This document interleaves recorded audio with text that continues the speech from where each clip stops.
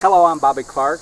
I'm on the Social Enterprise Alliance Kentucky Chapter Board, and pleased today, on August 24th, to come here to Mount Folly Farm and introduce Laura Freeman to tell her story.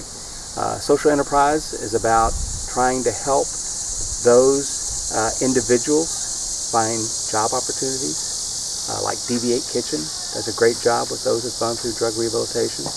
And we really want to find other opportunities. A social enterprise is someone that also creates unique, innovative products to try to serve the environment, serve other people, and those that believe in our environment and the social concerns that donate part of their profits every year to a nonprofit that makes a difference. So, Laura, tell us your story. Okay, thank you very much. And as you said, I'm Laura Freeman. And I am, of course, Alice's mother. And Alice is on our board. She's secretary of the Social Enterprise Alliance. You know, I'm basically a hippie environmentalist. I'm going to turn 62 in a couple days. And so the whole story starts on this one. I went to Duke, graduated with a degree in philosophy and public policy. Went to work for a newspaper in Alabama, where I met Rose, and thought I was going to go to graduate school. I mean, I was really good at school, and so got into Berkeley, and boom, that was going to be it. And then my mother called, and she said, Laura, you know, we've inherited, I've just inherited this farm. I didn't expect it. It was not from her mother or something like that. It was from a cousin, basically. And it's losing a lot of money. As you know, the family has no cash. I mean, the family, just the background is, I mean, we're Appalachian. I mean, we're Scotch-Irish. Well, most of it is. My great-grandfather was a sawyer from Bay City, Michigan, and came down to Ford to run a sawmill in 1940.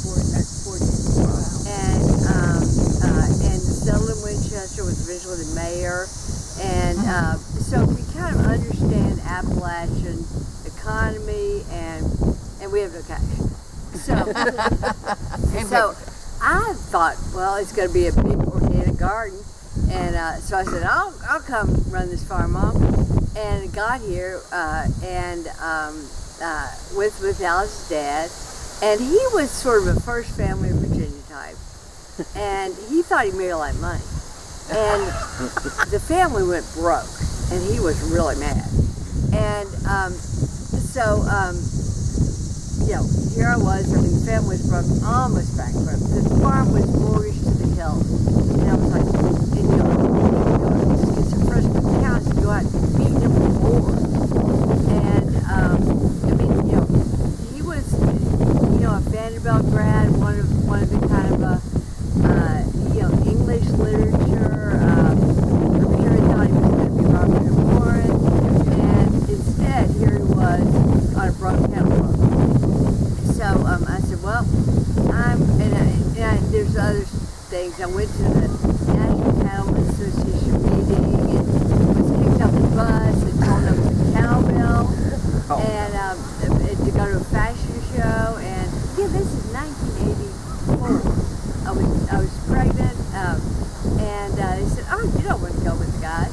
So I went and looked at the feedlot later, and I was like, holy cow, if people saw this, they would think me. And it was just the same thing that Oprah went through in the 90s, but I saw it in 83, I guess, summer 83. And so that kind of gave me the idea to do a different kind of meat production. There were no organic regulations at the time. I had a whole lot of friends around, you know, that were, and you know, everybody was doing a different thing. A lot of people were kind of cheating on organics, and so this was a group, and I was part of it, that went and said to Congress, we need regulation. And ultimately, I didn't get involved with organic regulation, which was a legislative issue first, then National Organic Standard Group, etc. At that point, because I was claiming doing about growth hormones, they didn't know what to do with me. I mean, imagine, it's a 24-year-old girl up at the USDA, and saying, I need to put retail and had no impact on the market money. Well, they thought for sure I'd go broke, and they sent me a food safety inspection service, called non-ag marketing. So I wound up dealing with a whole different bureaucracy of the USDA. And basically, between me and Mel Coleman, he was doing a similar thing out of Colorado, we invented the standards. After that, built the company up, and I guess the other thing to say is that we tried selling beef. We'd all done the farmer's market thing. We tried selling beef on the farm. We had one big garden where we tried to do sort of a CSA thing. Nobody could make it. Nobody could make it. So, you had to go to retail. And so we went to Thompson's IGA, and then ultimately Food Town with Bob Slondone, and then ultimately Kroger in 1986. So, scale issues are something I'm very aware of. And, but anyhow, so after you do one, you just keep hiring more people doing the same thing. And so, we built it into selling about 7,000 grocery stores in the U.S. and Canada and a little bit of Mexico. And then I was flying back from King Super's call, got in early, and I had my right arm in kind of a sling because I'd had my shoulder operated on, didn't do the rehab, and kept busting it up a little bit. And so Earl Allen Pasley was running the farm, said, I've got a horse. I said, I need a horse I can neck rein in the left hand. He said, I've got a horse a 3-year-old can ride. And so I go up there by myself, get on this horse, and I don't remember anything after that. But I've obviously got spun off. I think it's pretty obvious to me, and hit my head right here and broke my pelvis. But the main thing, I had a traumatic brain injury. And wound up after 4 or 5 days at UK at Cardinal Hill, and was there for 6 months. I couldn't drive for a year. I had a partner, and this is always important when you have a business. I had a partner that I trusted, that knew what he was doing, was a good guy. And he took more stock, but got the company sold. And so I, at that point, had this big recovery ahead of me. And while I was recovering again, my cognition was okay, but I slurred, like I was drunk. I was at Walmart the day that Al Gore came there, presenting. I mean, I was sort of a poster child at Walmart for environment, right? And so they had me up there when Al Gore was there to talk about his book. And hey, Anna, is a granddaughter. And on the way home, they wouldn't let me on the plane because they thought I was drunk. And I said, I'm not drunk, I had brain injury. It's funny now. Yeah, funny now. And funny now, but it was horrible. Oh, yeah. And it was absolutely the darkest point in my life. But some friends of mine, knew that cognition was fine, and told me, okay, apply to be a Danella Meadows fellow at MIT. And she was a professor there and a systems analyst, and had been part of the lead writer on the book called Limits to Growth, which was I kind of noticed the Malthusian document, but basically it was the first attempt to run computer models of global pollution, and every time they did, it was a crash. I mean, the system crashed. And the systems group was all in the Sloan School of Business, so that's kind of where it was centered. And then she had taught Dartmouth too, and it started at kind of a rich people's commune called Cobb Hill, and so it was MIT and Cobb Hill. And then she unexpectedly died, but that's a whole other problem. But she wanted MacArthur, and she used that to start the fellowship. Anyhow, so the system that they were modeling, that we all studied for 2 years, was climate. And I went into this thing thinking that the biggest problems were, I tended toward organic, so chemical use in ag, and externalities in economics. And externalities in economics is, in my mind, still the biggest problem we got. But after seeing all this climate data, I said, well, here's the problem that, if you can come up with a way to address it, would be the one to work on for the rest of your life. And but I was living on Martha's Vineyard with Bill, and Alice at that point was, I think around that point, it was down here running the farm. Alice got the farm certified organic, and Alice got us in the hemp program. And she called me up, I remember like it was yesterday, when Alice called me on the vineyard, saying, hey Mom, I want to get in the hemp program, but you have to sign the papers. Smart daughter. Good job. And I said, well, are we going to grow rope? Yeah, because we'd all seen, the Paul Sawyer, the Reaper and all those things, and they're always breaking him.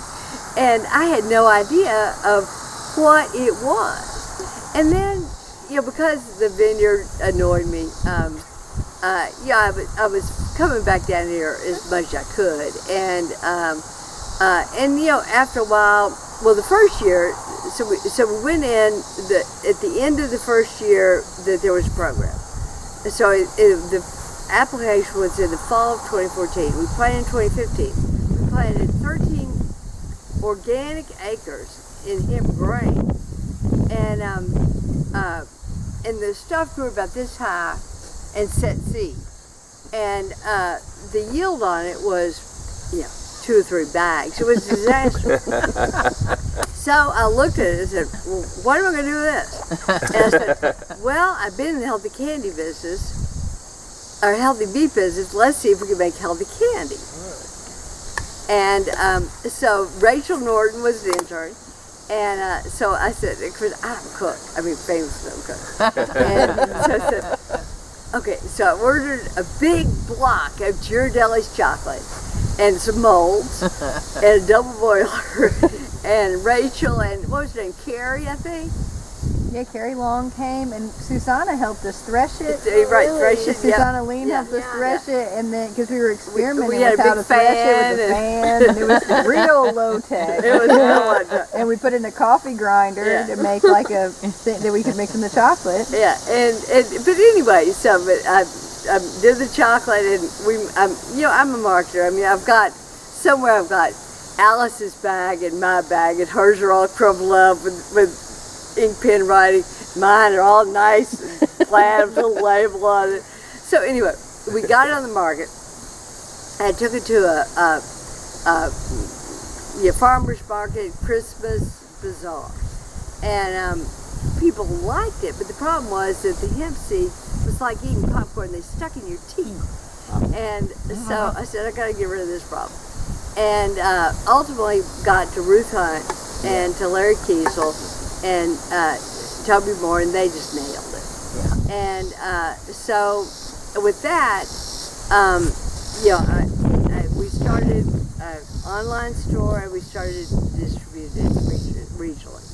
Okay, so I've got kind of a climate model that I'm trying to do. So I've got hemp is becoming.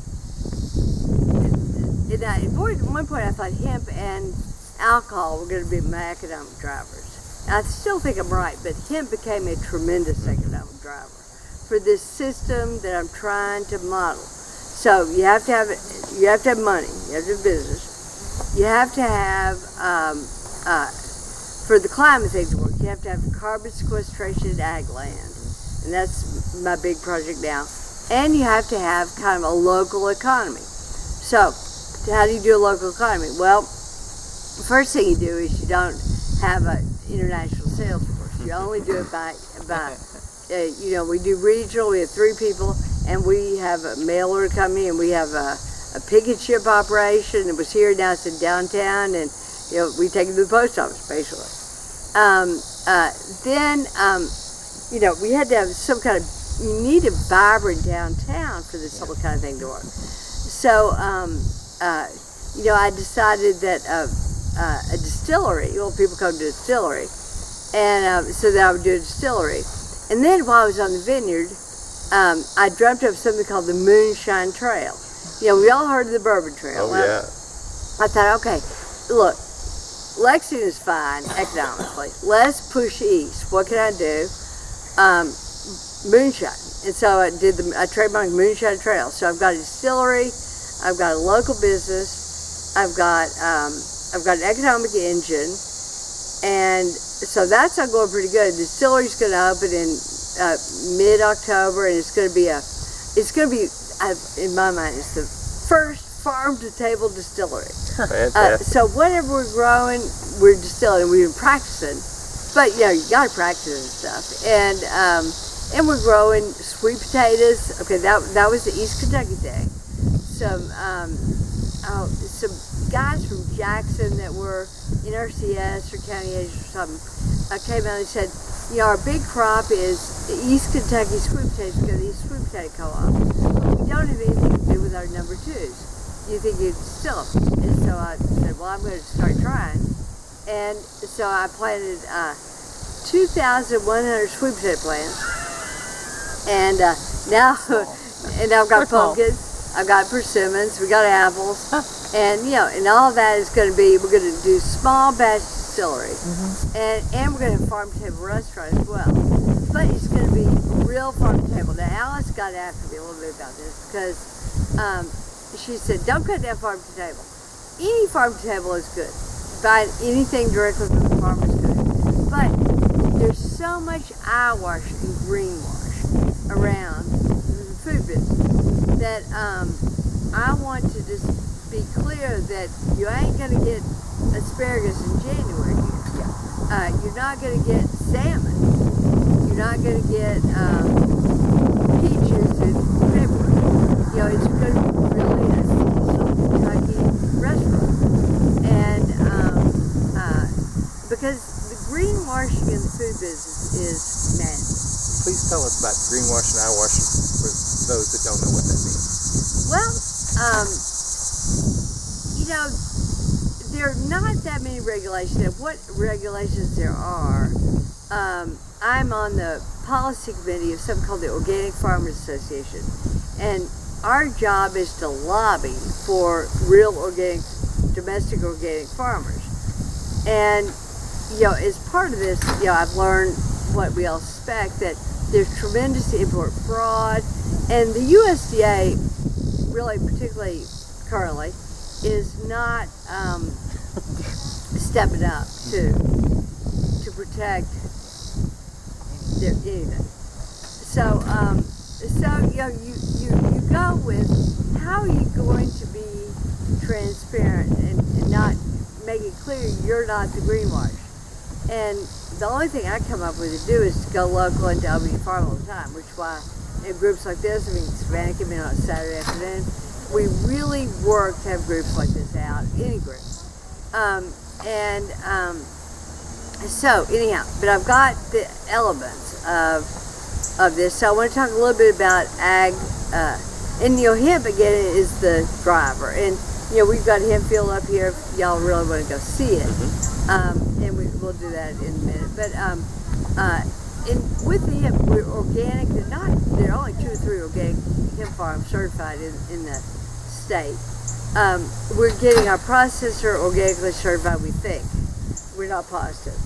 And then we have, everything we make is done locally. Our topicals are made by smart people from us strolling in a kitchen in Lexington now. Our candy's made by Larry, and our extract is made in Lexington. So we're really working the local thing. But on the farming for carbon sequestration, I'm just going to see who's coming for us. No.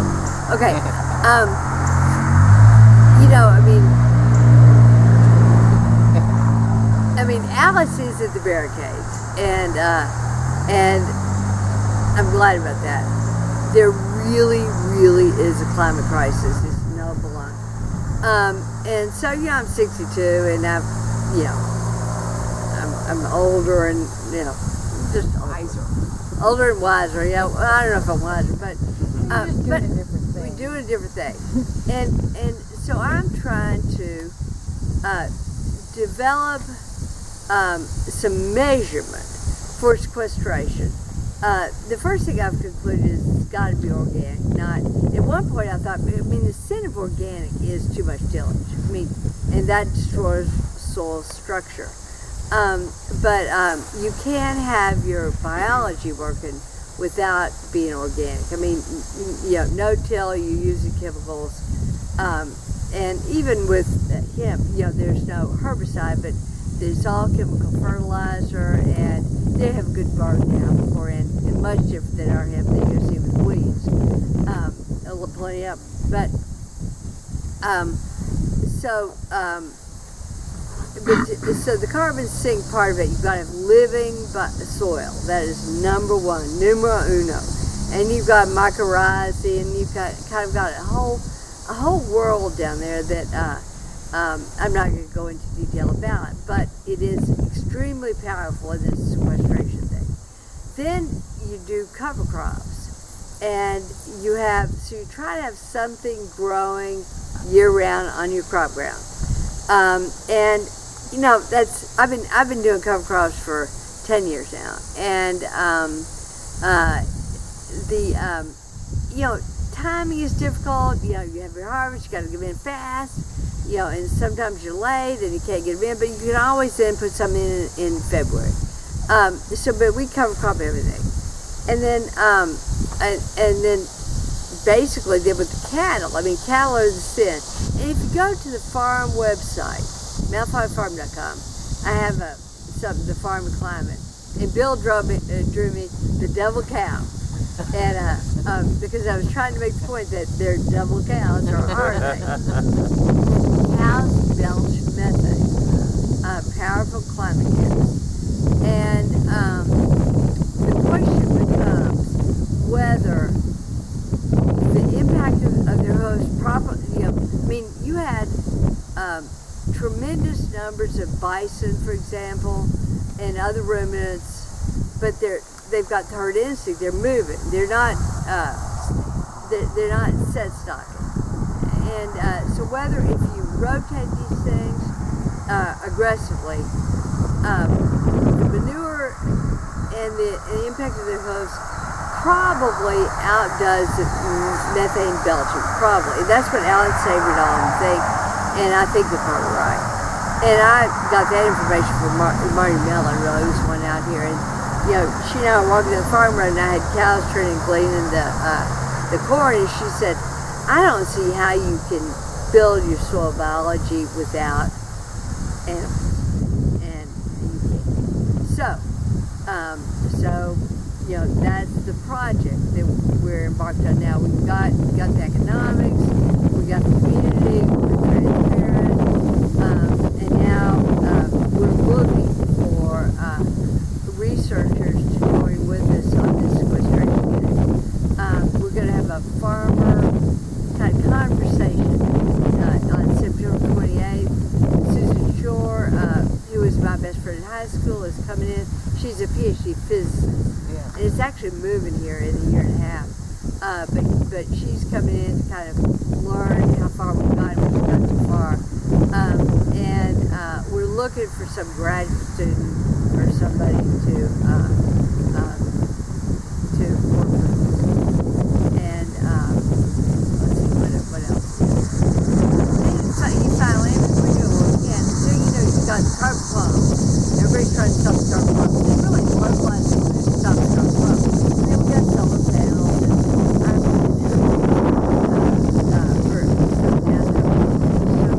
we're doing all that. But Bill and I went to Southeast Asia, and he was, of course, getting on that, and I wanted to see it for myself.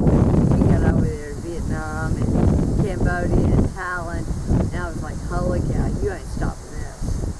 There's no mechanism to stop it. So you've got to increase your sinks. to buy some time.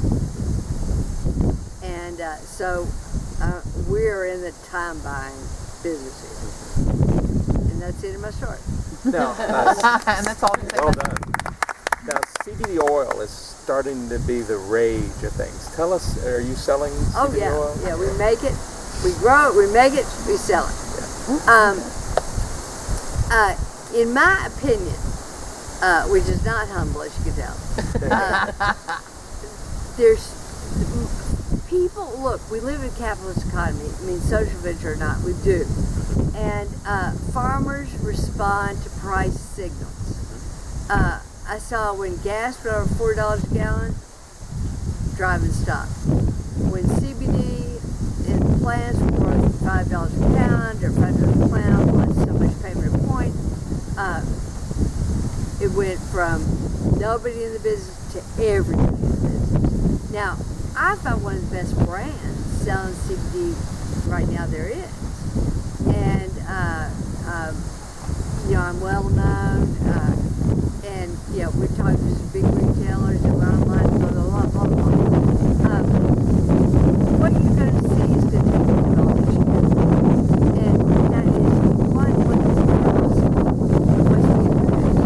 So we're stopping it up. And it's not just us producing, it's Colorado, it's Portland, Oregon, it's a lot from China, a whole lot. So to me, the better economic opportunity, seriously, is organics. 80% of the organic grain is so that, I get times 3 for my organic stuff. That can work from an arrow, make 110, 120 bushel. I mean, it's good money. Why are more people doing it? It's really hard, really hard. And, so there's the thing with workers. It takes a lot of brains. And farmers are old. And there's no infrastructure. And because I sold the company, I had no money to do things like put in 3 grain bins, buy a truck, buy all this equipment, lose all this money that was trying to do this. I mean, I'm talking millions. Yeah, and so it's not a small amount. And I'm tiny. And so there are many barriers to entry on organics, but it's better business than hemp, ultimately. And the best business of all is going to be, look, okay, so I'm a medicine fellow, Allison's reviewed all the data too. Somebody is going to be the government, through interstate assembly, is going to pay our farmers to put the farm. So what's the government going to do and how to manage it? Somebody will pay it. And so that could be the next economic plan. But, something's got to happen.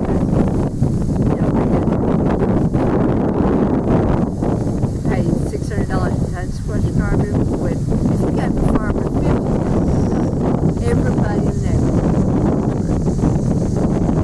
So have you ever taken CBD oil? Has it helped you? Oh, yeah. Yeah. Oh, yeah. I mean,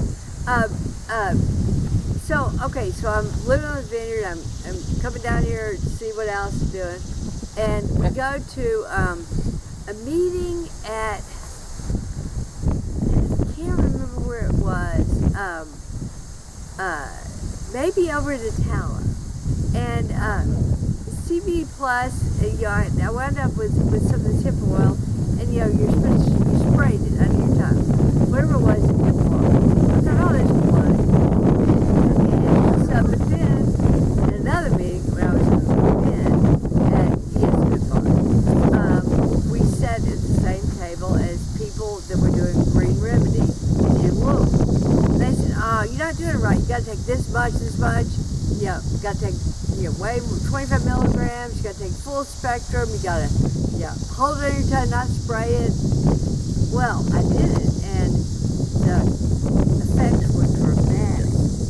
And, I kind of wound up with this, because of the injury right there, kind of this, nebulous full body pain that I thought I was going to have to live with forever. and it vanished. And then I was really scheduled for a shoulder replacement. No shoulder replacement. I'm playing tennis. I mean, not real good, but I'm playing. I'm going to drag Bill into play. Now that it's cooled off, I'm going to play this summer. Well, I can tell a personal story. I had done work for the Kentucky Hemp Industry Council. Okay. And so I was introduced to hemp and what it was all about. And about 4 months ago, I started taking CBD oil, and I have a very bad bursitis in my hip. And I'm walking a lot, and that was just causing a lot of pain. And I started taking it, and within 2 weeks, I started noticing a significant difference. And now, I mean, it's night and day. So it's been very good for me. Now, and we have the topicals are on sale right now. And, plug it, yes. So, I take 25 milligrams plus use topical. And I use the 600 milligram topical. Okay. And we're making it stronger. I mean, I'm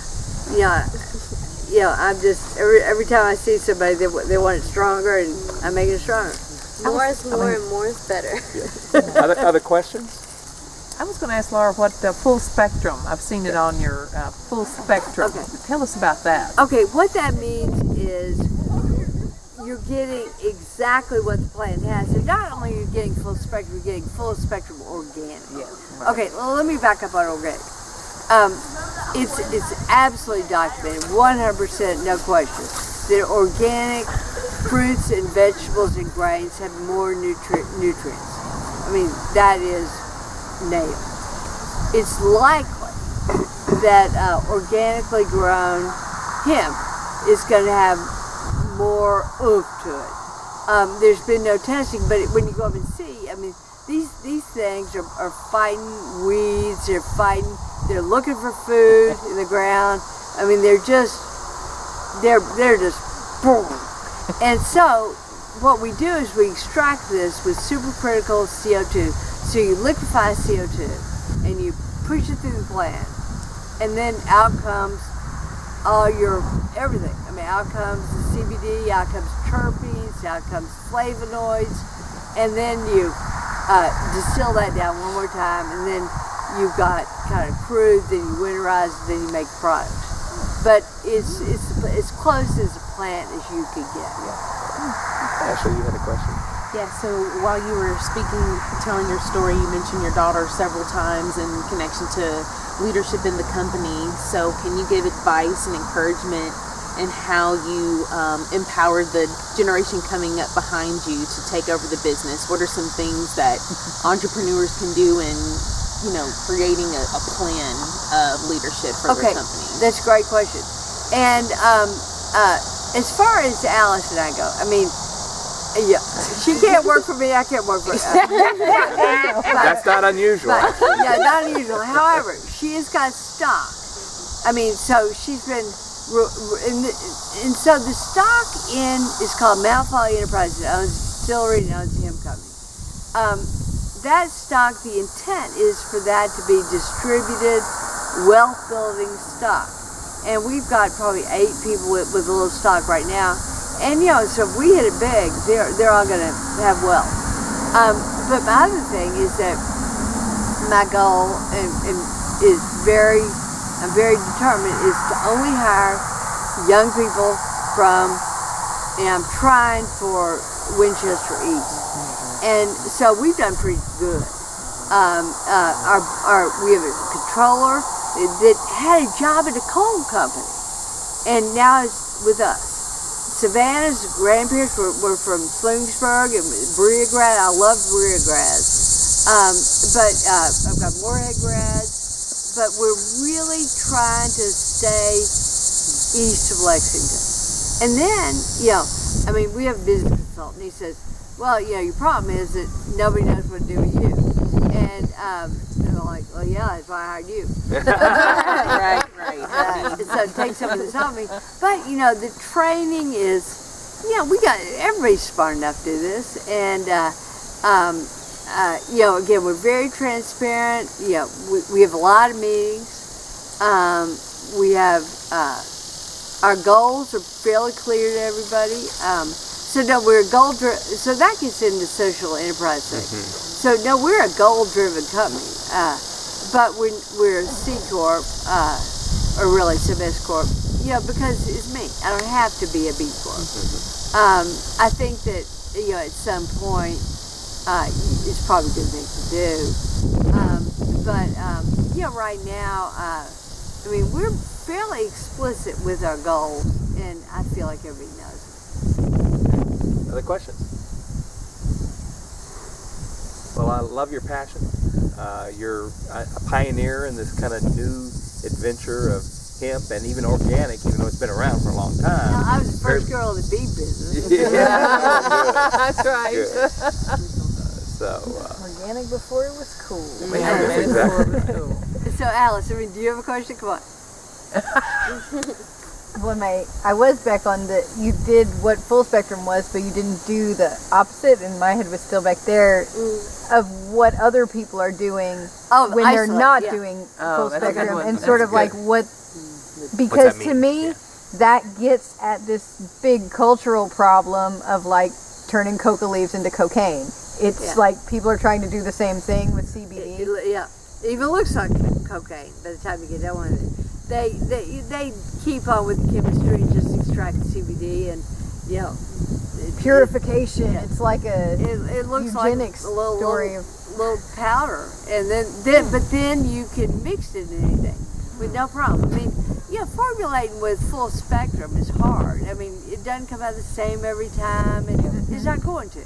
But if you want the McDonald's of hemp, you got pharmaceutical. It's like the difference between taking herb medicine and taking pharmaceuticals is the difference between this hyper processing. And so when you got at her question and you explained what full spectrum was, I wanted you to go and tell what the other side of the story was, because I think it's like this cultural story that we're living it is. in.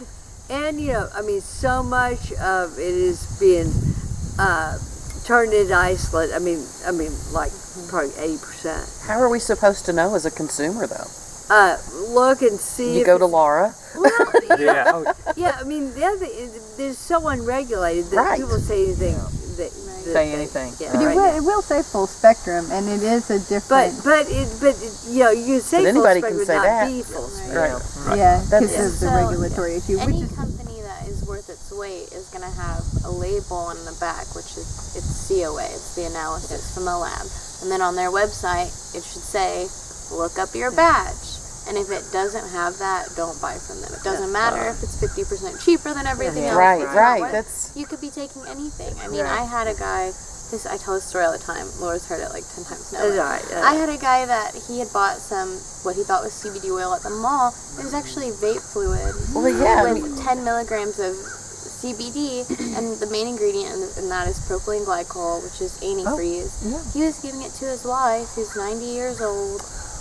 Yeah, and now he's one of my regulars. He comes every 2 weeks and gets her a bottle of our stuff. But I think about him all the time. And what would have happened if he didn't stop by the farm that day? And we had to give. He because wanted. it's on every street corner now, Yeah. and it's in every and little. there's so much junk in the gas Even when we went to station. Hemp Days, Sure.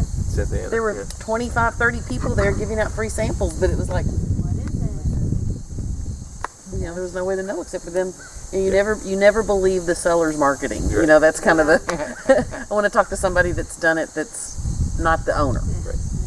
And then the other thing that I would ask you is or just to talk more about, I agree that NRCS will be the mechanism for paying farmers, and just talking about what that could mean if,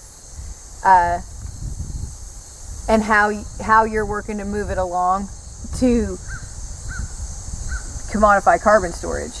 And there's this kind of dark side of it, where people are trying to use it to offset their fossil fuel burning, but then on the other hand, trying to get farmers paid. So tell me that story I don't more. like the credit business. No, I feel like that. It's got to be a policy decision that we've got to develop a land carbon sink, and they'll say we want to sequester. I'm making it up, 20 gigatons, and then basically. The only metric that makes any sense is organic matter, which is 56% carbon. And, it's easy to measure. So probably some organic matter plus cover crops. So you got photosynthesis and organic matter. And right now, with Rodale and then Savannah's got all this other stuff, we're sampling at different depths and things. But that's going to be too complicated. But organic matter and photosynthesis and you figure out by some math of what you're doing on your farm after you do your sampling. There's going to be a sampling protocol, I'm sure. And then you get paid $50 a ton, whatever, anything below $600 a ton right now would be a make market. Well, let's go see the hemp. Yeah.